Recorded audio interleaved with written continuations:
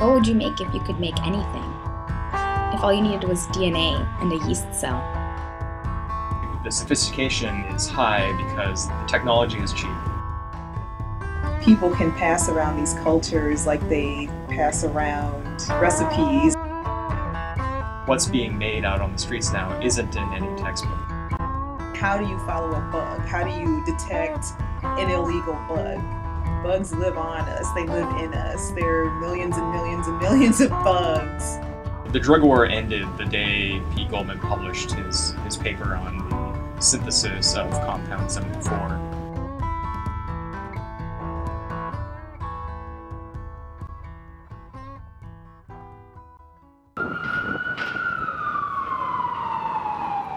We're here at the FBI Synthetic Biology Initiative. It's the headquarters where we deal with all the crimes related to synthetic biology.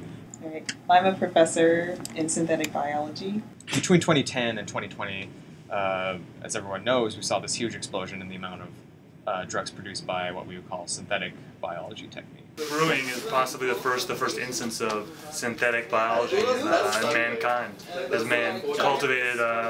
as humankind has cultivated brewing yeast over millennia.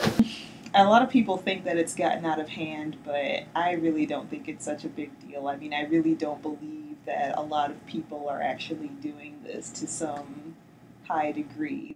I believe you're all familiar now with the synthetic drugs that are out there.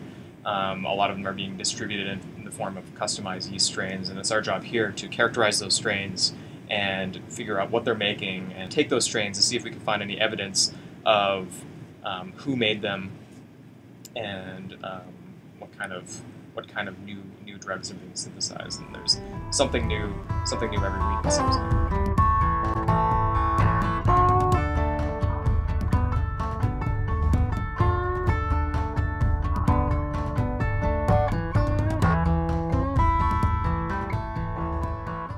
Every drug that we find is very similar. It's synthesized by yeast or something else that's easy to grow in your own home. People have fermenters, and they simply drink the product. You might not want to record this. We actually cheated. We used a brewing facility that helped us do all of it. Usually people don't create whole new strains. They prefer to make new variants of what's already out there. Actually scaling it up and customizing it to make all sorts of different things. I mean, biology, a lot of the synthetic systems you put into cells are context dependent. Things mutate, things can go wrong. I mean, how sustainable, how robust is that system going to be anyway?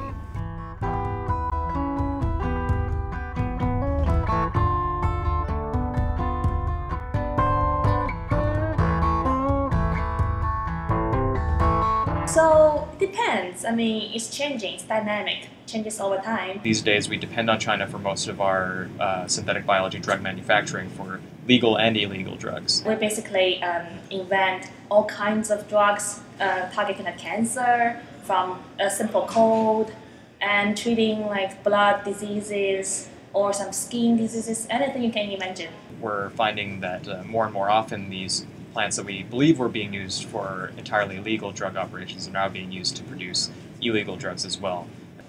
Oh, I don't know how to put it, but well, it depends on who's asking me now. If you're a policeman, I would say no, we don't have any recreational drugs. So I think that the interest in synthesizing chemicals has sort of been picked up by industry, but it's not so much a hot topic in academia anymore. I mean, for the generation, it's not that difficult. Basically, you raise yeasts and E. coli in a large pool. After a little while, that burst of papers sort of petered off as people saw a broader vision for synthetic biology. And then we only need one or two, like recruit more like higher technology workers who can help us work out the formula and synthesize the drugs.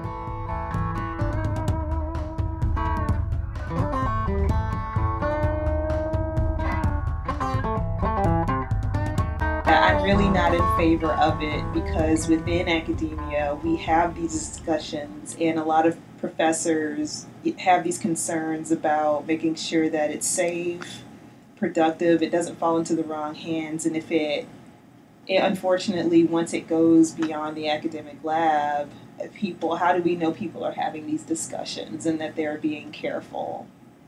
In the year 2013, there was a single synthetic biology derived drug that was illegal, and that was compound74. Today, we're up over 200, and we see new ones every 2 or 3 months now. And what I'm concerned about is whether or not we have enough resources to combat this as on a case-by-case basis, which is what we're doing now, but it's conceivable that we won't be able to do that in the near future. We have to sort of defend our interests and keep the field moving forward. It's exciting. It drives your blood burning in your vessel.